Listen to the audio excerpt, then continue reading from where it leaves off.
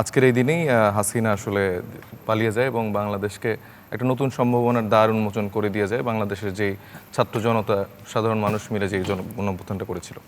দেখেন, জুলাইকে নিয়ে আসলে বিতর্ক করার সুযোগ নেই। বারবার আমরা বলেছি যে জুলাই আসলে সবার। এখানে বৈষম্য বিরোধী ছাত্র আন্দোলনের ব্যানারে এই আন্দোলনটি সংগঠিত হয়েছিল। সেখানে আমাদের কিছু ছাত্রনেতা সেই আন্দোলনটি লিড দিয়েছিল এবং এর পেছনে থেকে সারা বাংলাদেশের আপামর জনতা, প্রত্যেকটা রাজনৈতিক দল সবাই মিলে আসলে জুলাই গণঅভ্যুত্থানটি মানে সফল করেছে। তো সেখানে বারবার বিতর্কের জায়গা কিন্তু মানে আমরা চাই না যে এটা হোক, কিন্তু আজকে ধরেন যে জুলাই গণঅভ্যুত্থান দিবসের রাষ্ট্রীয় যে প্রোগ্রাম ছিল সেখানে আমরা আমাদের দল থেকে আমরা প্রতিনিধি দল যে সেখানে উপস্থিত হই এবং আমরা মনে করি যে আসলে যেই বাংলাদেশের চিন্তা আমরা করি সেখানে সবাইকে মিলে আমরা দেখতে চাই।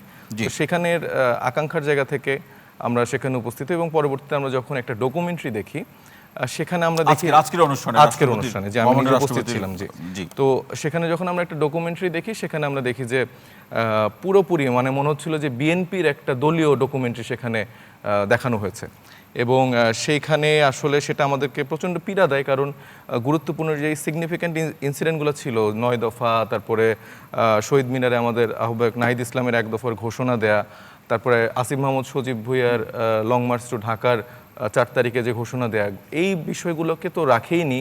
এছাড়াও ধরেন যে এখানে তো আরও অন্যান্য অনেক ক্রিয়াশীল রাজনৈতিক দলেরও একটা ভূমিকা ছিল। সেখানে ধরেন যে কিন্তু সেটা হট্টগোল করে তর্ক বিতর্ক করে অনুষ্ঠান থেকে বেরিয়ে যায় কি সমাধান হবে? এখানে তো ধরেন যে সেখানে তো আমরা হট্টগোলটা প্রথমে করিনি। ব্যাপারটা হয়েছিল যে প্রোগ্রামটা মানে যখন ডকুমেন্টারিটা দেখানো শেষ হয়েছে তখন পেছন থেকে কোনো শহীদ পরিবারের কেউ অথবা আহতদের একজন বলে উঠলো যে এটা জুলাইয়ের ডকুমেন্টারি না, এবং আমি তার আগেই যখন দেখানো হচ্ছিল তখন আমার সামনেই বিএনপির একজন দায়িত্বশীল বসেছিলেন, আমি তাকে কানে কানে বলছিলাম যে ভাই এইভাবে আপনার ইতিহাস বিকৃতি করে ফেলছেন, মানে এটা কি ঠিক করছেন? আমি আমার জায়গা থেকে আক্ষেপ থেকে আমি তাকে অভিযোগটা জানাচ্ছিলাম যে এটা কেমন করলেন। এখানে তো আসলে সবাইকেই প্রকৃত সম্মানটা দেওয়া উচিত ছিল, যেটা আসলে মুক্তিযুদ্ধের জায়গা থেকে আমরা দেখি যে আওয়ামী লীগ যে 17 বছর ছিল বা তাদের জীবদ্দশায় তারা বারবার চেষ্টা করেছে বিএনপির ইতিহাসটাকে একদম নাই করে ফেলার, এবং লাস্ট 4-5 ইয়ার্সে তো প্রেসিডেন্ট জিয়াউর রহমানকে তারা একদম পাকিস্তানের চর, ভুয়া মুক্তিযুদ্ধ এরকম অনেক কিছু ট্যাগ দিচ্ছিল। কিন্তু আমরা কিন্তু আমাদের জায়গা থেকে সবসময় সেই জায়গাটা শ্রদ্ধা দিই, প্রেসিডেন্ট জিয়াউর রহমানের সেই ভূমিকা, মুক্তিযুদ্ধের ভূমিকা, বিএনপির ভূমিকা, সেটাকে কিন্তু আমরা নিজেরাও স্মরণ করি। এবং জুলাইয়ের সময়টাও কিন্তু তাদের অবদান কিন্তু আমাদের আহ্বায়ক নাহিদ ইসলাম আজকে একটা অনলাইন পোর্টালে সে সাক্ষাৎকার দিয়েছেন, তিনি কিন্তু সেখানে নিজে বলেছেন তাহলে এই 2 বছরের মধ্যে যে অনেকটা ফ্যাকাশে হয়ে গেল এটার পিছনে তো আমি যে আলাপটা বলছিলাম যে তখন হচ্ছে যখন এই পেছন থেকে বললো তখন আমি সেখানে দাঁড়িয়ে প্রতিবাদ জানাই। আমার সাথে পাশাপাশি আমার দলের মাহিন সরকার, মনিরা শারমিন সহ আরও যারা নেতৃবৃন্দ তারা দাঁড়িয়ে প্রতিবাদ করে। আমরা বলি যে আপনার ইতিহাস কেন বিকৃতি করবেন?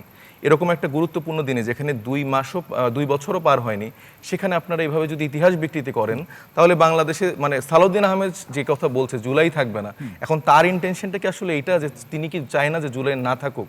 মানে জুলাই থাকাতে কি তার আসলে সমস্যা হয়ে যাচ্ছে? জুলাই থাকাতে কি আসলে তাদের যে একটা রাজনৈতিক লিগ্যাসির জায়গাটা সে চিন্তা করছিল যে একটা সফল রাজনৈতিক দল হিসেবে বিরোধী দলের জায়গা থেকে পারফর্ম করে যে ক্ষমতাকে গ্রহণ করা, সেটা তো তারা করতে পারে না। 17 বছর ধরে একটা ফেইল লিডারশিপের জায়গা থেকে সাধারণ মানুষ রাস্তায় নেমে এসে তারা আসলে সেই গণঅভ্যুত্থানে লিডারশিপের জায়গাটা লিডারশিপ দেখিয়েছে, তো এবং সেই জায়গাটাতে কিন্তু তাদের একটা আক্ষেপের জায়গা আছে।